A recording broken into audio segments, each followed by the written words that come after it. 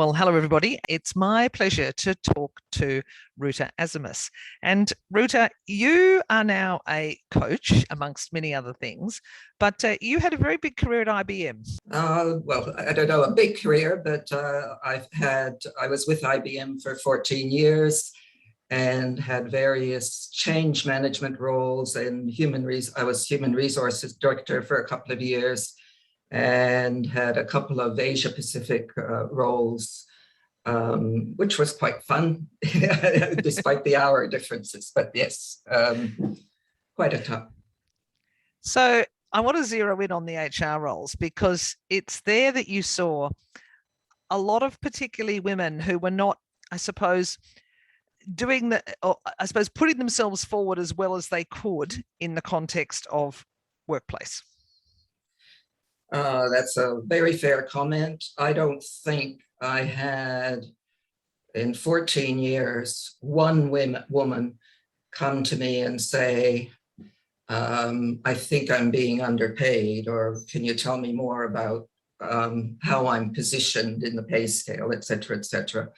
Whereas I'd have, coming through those days, offices, which then went into meeting rooms, many men, you'd always get a couple, particularly around the time when salaries were being considered, but women just didn't do it at IBM, in my experience.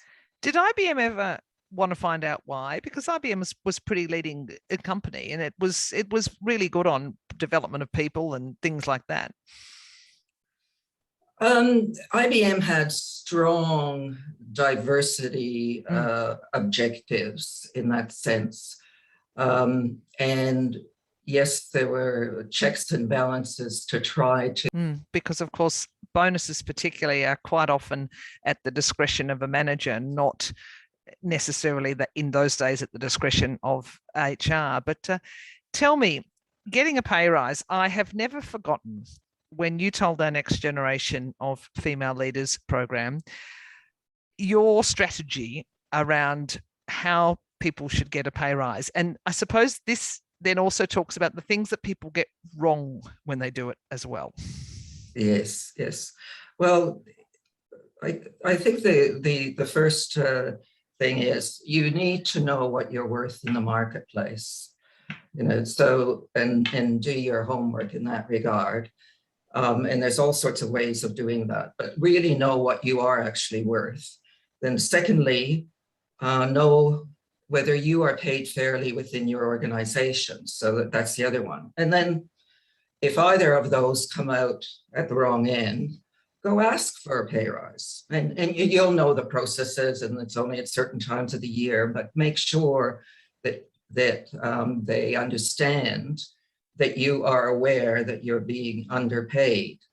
And then when it finally comes to, wow, I got more than the average, say I wanted 10% or 15%, and I've been told that I got 10%. You then say, oh.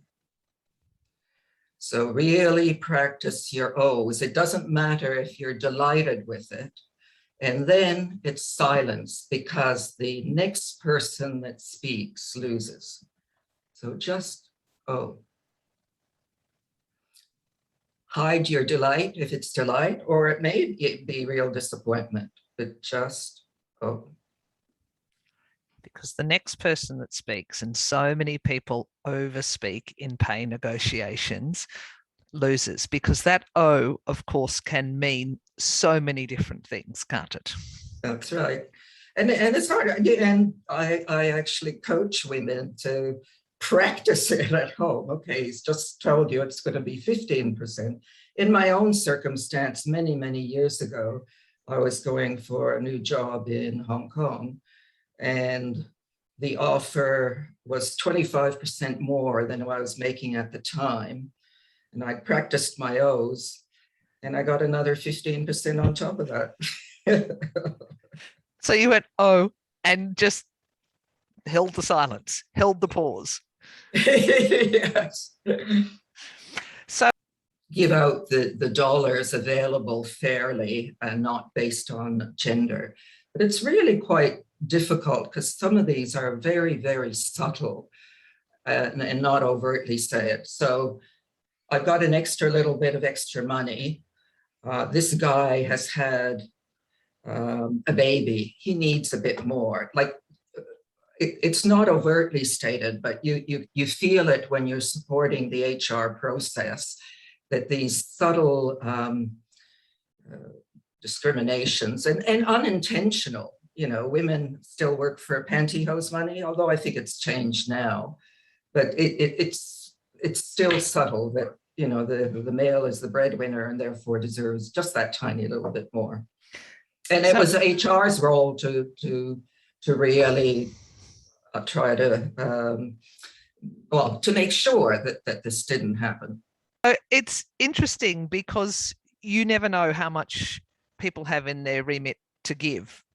And that's quite often the issue. And so often people go, oh, that's fantastic. That's really great. That's not the answer, is it?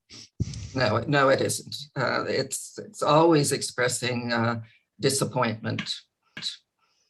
Or, you know, I mean, once the discussions are going, you say, okay, well, can I be reviewed in 6 months' time? You know, or, you know, try to throw in an additional, but you're not the first one to offer that.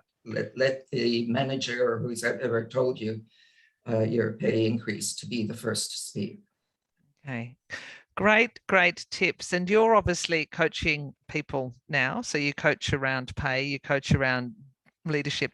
Anything else that you think that women particularly do that plays, I suppose, unfairly to them in pay negotiations and in workplace discussions? And of course, we all know that it shouldn't be happening, so we're not condoning it, but it does. So are there any other little tips that you give that women can do just to make sure that they're not going to be, I suppose, discriminated against? I think it's all about knowing what you're worth in the market. I can't underline that enough. And women tend to trust that the organization they're working for is a good organization and they're going to be treated fairly. Don't assume that, you know, because the squeaky wheel does get more attention. If they think that you're, you know your worth and you know that you're being underpaid, you're going to get more attention than someone that just says, yes, sir, no, sir. Oh, thank you very much. I'm so grateful. Ruta Asimus, thank you.